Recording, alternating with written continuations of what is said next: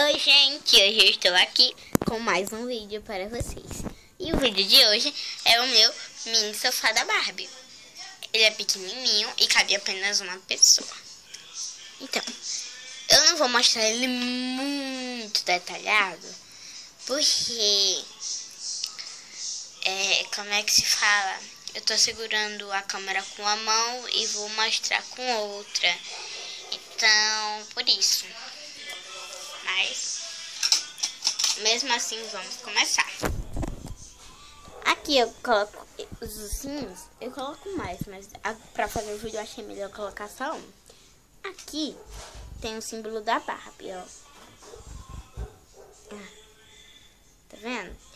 E ele é assim. Aqui, peraí gente, deixa eu arrumar aqui a lâmpada. Aqui ele é bem acolchoadinho, tá? Bem confortável. E aqui eu achei muito fofa essa alça dele, ó.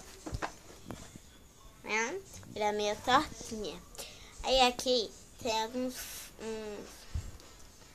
esqueci o nome disso.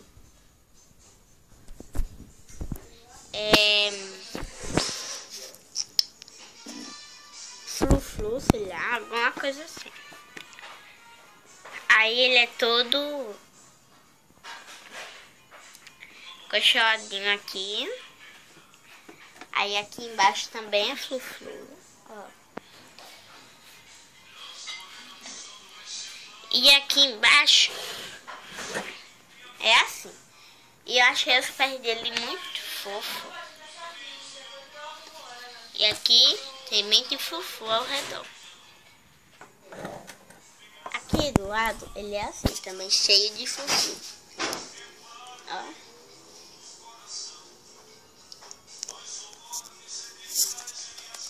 Aqui do outro lado,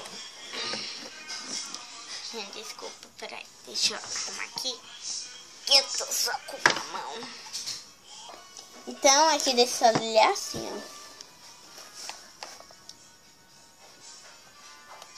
Cheio de flu-flu.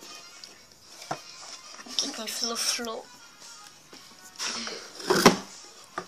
E, por último, aqui atrás. A gente, desculpa. Aqui atrás ele é assim, ó. É duro. Aqui é confortável, ó. Mas aqui atrás é duro. E ao redor aqui, contornando todo de flu-flu. Então, esse é atrás dele. E esse foi o meu sofá. Então, gente, esse foi o meu mini sofá da Barbie.